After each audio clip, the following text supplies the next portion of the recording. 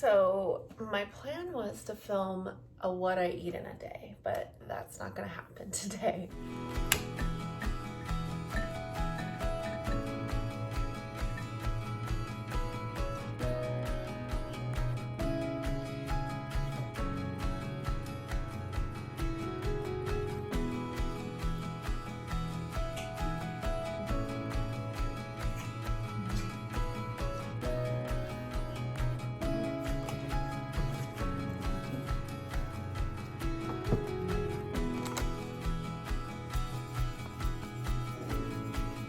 Completion of the journey, circling back to the beginning, integrating what was learned.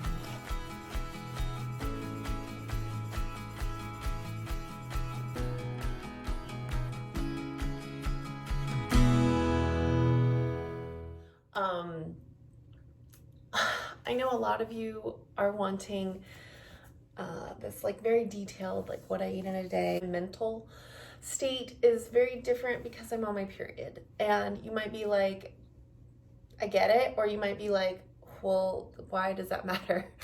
And the thing is that this is part of cyclical living. This is part of it, is recognizing when you're feeling low, super duper low energy, and leaning into that. So yeah, I could be filming a what I eat in a day, and I was thinking, oh, I'm gonna start my period, so this is perfect because then you can really see what I really truly eat when I am on my period, and that would be a good start to like a series. You know, your content creation brain kind of like starts going. But the thing is that I am feeling so low energy that I can't even bring myself to create anything. And if I'm being completely honest, my husband is not in town, which means a lot of things are falling on my plate that aren't normally on my plate. And I am feeling extremely low energy, lower than I have felt in months. And so for that reason, I'm not gonna do it. Instead, I'm gonna chat with you just for a minute, just to remind you that like wherever you are at, body size, like diet is only like a small portion of the reason why you are the way that you are. And if you're thinking that my what I eat in a day is going to magically help you lose weight, especially if you struggle with similar things as I do with hormone imbalance, I just want to remind you that there are so many resources out there, and I'll include some linked down below where you can learn all the different stages of your cycle. Understand that they have everything to do with how you're feeling, especially if you have a uterus, especially if you are going through cycles. The thing is that any type of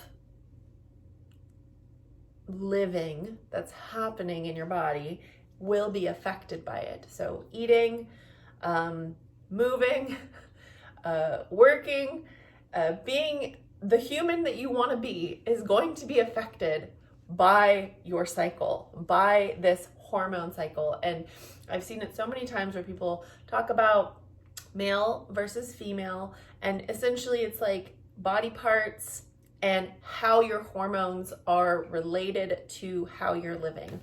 So I want to like be as gender neutral here, but like essentially masculine energy is like on a 24-hour cycle. Feminine energy is going to be on a 30-day or 28-day cycle. So once you really understand that, then you know like throughout the day, like that masculine energy will have those peaks and valleys, and feminine energy will be high some days, like high energy, let's get stuff done. And then some days we are low. We need to rest. We need to take care of our bodies. And I think the thing is that we oftentimes forget to take care of ourselves because we're expected to put so much on ourselves. And so I texted my husband this morning, and I don't know if I can include it somewhere in here, but I literally said, I haven't felt this bad in so long, and I'm pretty much not gonna do anything today. even recording this video might be a little bit too much, honestly, but I feel like sometimes we need to just kind of express ourselves in certain ways, even when we're feeling at our lowest lows. So this is just kind of my own personal validation. And so if you're needing that as well, like, let this be it for you as well. So just knowing that you will have days that are like so low where your biggest accomplishment might be crying. It's okay. This morning, I didn't wake up early. I did wake up early to some people's standards, but I woke up like 2 hours later than I normally do. I usually create content 2 hours prior to my children waking up, and I had zero energy. And so I decided to sleep. My body needed rest. So that's how I took care of my body this morning. I also recognize that I'm very hungry during this part of my cycle. And I have to really put into perspective what will nourish my body the best. So the thing that has helped me the most is understanding that my body will process the food a certain way and then will feel a certain way after. And I was living in so much pain that I just decided that if pain medication is how I was going to have to live my life, I wanted to change. That's why I want to think like that when I'm eating foods.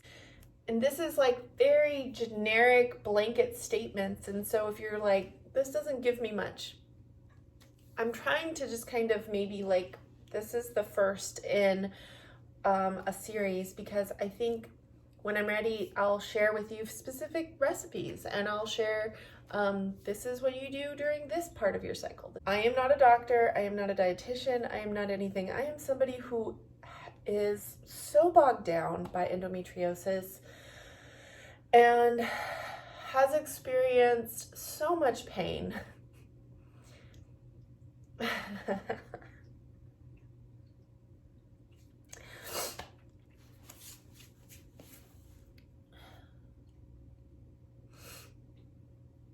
I just want you to know, like, you are valid. Your pain is valid.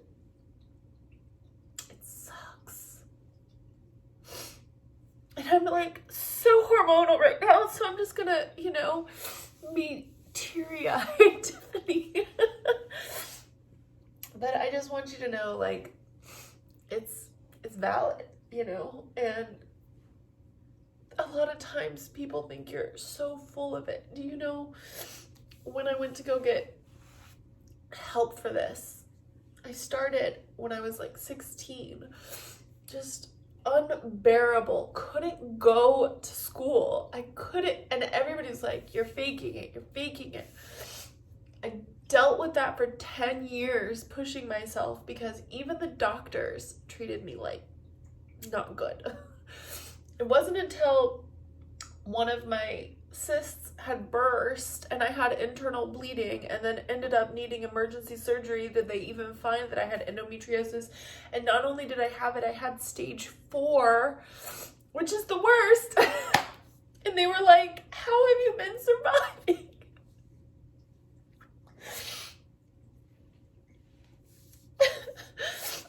If you haven't gotten that kind of validation yet, just know, like, I see you, I feel you, I understand you.